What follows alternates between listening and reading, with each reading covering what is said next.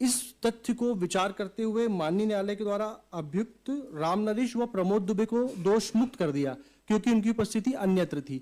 और अगर इस तथ्य को भी सही मान लिया जाता है तो घटना का फरियादी इस अभियुक्त के संबंध में मिथ्या कथन करता है क्योंकि उसने दो अन्य अभियुक्तों को भी कुल्हाड़ी, हथियार, बंदूक लेकर होना बताया और उसका कृत्य और हमारे कृत्य में कोई भिन्नता नहीं है। हम स्थगन आवेदन पत्र प्रस्तुत है सर आपके निलंबन हेतु। अपीलार्थी क्रमांक 1 बंटी उर्फ राघवेंद्र। घटना की तारीख क्या है? श्रीमान, घटना की तारीख है 6/9/2012। कस्टडी पीरियड क्या है? श्रीमान 16 माह 19 दिन। ऑफेंस? श्रीमान 302, 307, 149। दरखास्त पहली है आप? जी पहली है। किसी को बेल मिली है? जी नहीं मिली। अच्छा, पैरा 3 पढ़िए। जी, अभियोजन का मामला संक्षेप में यह है कि फरियादी रामलाल ने अपने भतीजे अवधेश तिवारी के साथ आकर अपने लड़के मृतक दीपक तिवारी को लेकर रिपोर्ट किया कि उसके मकान के सामने राजाराम तिवारी से रास्ते में ट्रैक्टर निकालने पर से मनमुटाव होकर रंजिश चली आ रही है। वह घटना दिनांक 6/9/2012 को सुबह 6:30 बजे भैंस का दूध निकाल रहा था।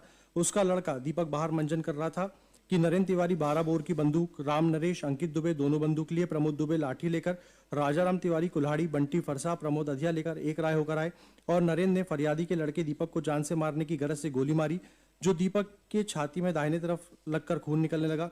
फरियादी ने दीपक को उठाना चाहा तो अपचारी बालक ने उसके ऊपर जान से मारने की गरज से फायर किया जो दीवार में लगी। प्रमोद तिवारी ने भी अधिया से फायर किया जो उसके बगल से होकर निकल गई। बंटी तिवारी, राजाराम, प्रमोद दुबे, रामनरेश दुबे सभी गाली बक रहे थे, कह रहे थे कि कोई जिंदा ना बच पाए। मौके का सारा हाल भतीजे कल्लू तिवारी, अवधेश तिवारी, जस्सू तिवारी और लालता प्रसाद ने देखा है। माननीय न्यायालय से निवेदन है कि इसमें अभियुक्त क्रमांक 4-5 को समान आधारों पर माननीय विचारण न्यायालय के द्वारा दोष मुक्त कर दिया गया है। 4-5 कौन कौन? जी, प्रमोद दुबे, रामनरेश दुबे। हाँ, तो प्रमोद तिवारी ने तो अधिया से मारा जो बगल से होकर निकल गई। श्रीमान, एक प्रमोद दुबे अभियुक्त क्रमांक 4 थे और अभियुक्त क्रमांक 5 थे। इन्हें विचारण न्यायालय द्वारा दोष मुक्त कर दिया गया। ठीक है।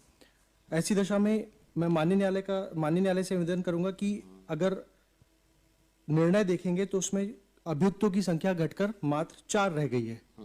ऐसी दशा में मेरा माननीय न्यायालय से निवेदन है कि जब धारा 302, 149 के तहत हमारी उपस्थिति के आधार पर हमें दोष सिद्ध कर दिया गया जबकि अभियुक्तों की संख्या घटकर अगर 4 रह गई है तो ऐसी दशा में 149 के प्रावधान हम पर आकृष्ट नहीं होते। ऐसे दशा में आपराधिक दायित्व का सिद्धांत धारा 34 के संबंध में माननीय न्यायालय से विचार करने का निवेदन है। जब दोष सिद्धि के संबंध में धारा 141 सीआरपीसी कहती है कि जब 5 या अधिक व्यक्ति विधि विरुद्ध जमाव के अनुसरण में कोई कार्य करते हैं तो अब यह माना जाएगा कि सभी व्यक्तियों के द्वारा एक विधि विरुद्ध जमाव के अनुसरण में कार्य किया गया। लेकिन जब माननीय विचारण न्यायालय का निष्कर्ष निकल गया 2 अभियुक्तों के संबंध में उनके द्वारा समान आधारों पर दोष मुक्त कर दिया गया। ऐसी दशा में माननीय विचारण न्यायालय ने अपने निर्णय में स्वयमेव कहा है पैरा क्रमांक 55 में, श्रीमंत पैरा क्रमांक 53 में कि प्रस्तुत माननीय न्याय दृष्टांत सुखराम व अन्य विरुद्ध स्टेट ऑफ एमपी 2014 का 1 JLG 157 में प्रतिपादित किया है कि जहां पर अभियुक्त ने मृतक को गालियां दी, अन्य कोई क्षतियां कारित नहीं की, ऐसी दशा में उसका कृत्य 300-149 की परिधि में नहीं आता। इस संबंध में इस तथ्य को विचार करते हुए माननीय न्यायालय के द्वारा अभियुक्त रामनरेश व प्रमोद दुबे को दोष मुक्त कर दिया क्योंकि उनकी उपस्थिति अन्यत्र थी। और अगर इस तथ्य को भी सही मान लिया जाता है तो घटना का फरियादी इस अभियुक्त के संबंध में मिथ्या कथन करता है क्योंकि उसने 2 अन्य अभियुक्तों को भी कुल्हाड़ी, हथियार, बंदूक लेकर होना बताया और उसका कृत्य और हमारे कृत्य में कोई भिन्नता नहीं है। मैं माननीय न्यायालय से निवेदन करना चाहूंगा कि किसी प्रकृति का मामला जब माननीय न्यायालय के समक्ष पहुंचा और माननीय न्यायालय ने उस समय बहुत स्पष्ट तौर पर कहा कि जब विचारण के दरमियान अभियुक्तों की संख्या घटकर 4 रह जाती है तो ऐसी दशा में दोष मुक्ति के उपरांत जब 6 अभियुक्त थे उसमें से 2 को दोष मुक्त कर दिया गया और बचे 4, तो ऐसी दशा में माननीय न्यायालय ने कहा कि वहां पर 149 के प्रावधान गंभीरता के साथ आकृष्ट नहीं होंगे। ऐसी दशा में भी माननीय न्यायालय से निवेदन है कि चूंकि समान आधारों पर 2 अभियुक्त दोष मुक्त हो गए और हमारे पास तो केवल इतना सा था कि फरसा और हमको गाली बकने का एलिगेशन बताया जिसके आधार पर मैंने माननीय न्यायालय के समक्ष पैरा नंबर 53 बताया था। जब घटना कारित हुई है जी तब कितने लोग थे उसमें? श्रीमान, घटना कारित हुई तब 6 लोग थे। इसलिए जब चालान पेश हुआ है जी तब वो 302, 307 और 149 के साथ पेश हुआ जी बिल्कुल। वो दीगर बात है कि ट्रायल के दरमियान 2 लोगों को दोष मुक्त कर दिया जी। इसका मतलब ये नहीं हुआ कि चालान में जो आपके खिलाफ धाराएं लगी थी जी वो गलत लगी थी। ऐसा तो नहीं कर सकते आप। जी नंबर 1। जी नंबर 2, 149 अगर आपकी बात मान भी ली जाए जी कि 149 का प्रावधान नहीं रहेगा, 34 मानने लगा, जी।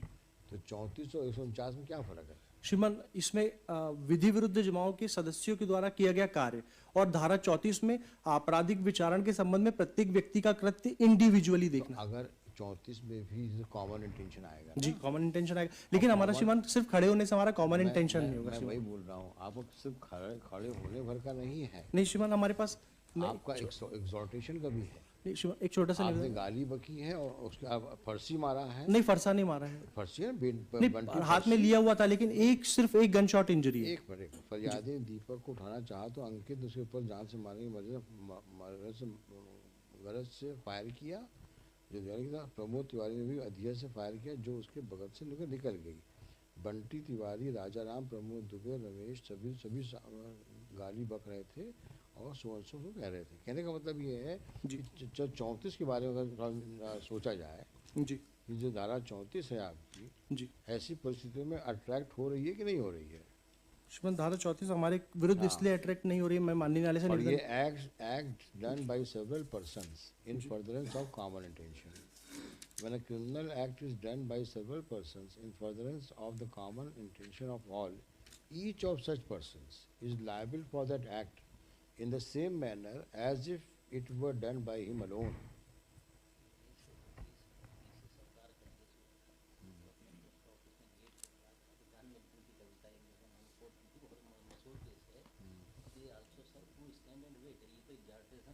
हाँ, तो ये बहस आपकी थोड़ी निरर्थक है। एक छोटा सा धारा 34 में तो ये है कि बहुत वाइड है ये तो, श्रीमान, कि अगर किसी एक ने भी किया है और सेवरल पर्सन्स हैं, तो अगर एक ने भी मारा है तो उसका एक्ट यही माना जाएगा कि वो सभी ने किया है।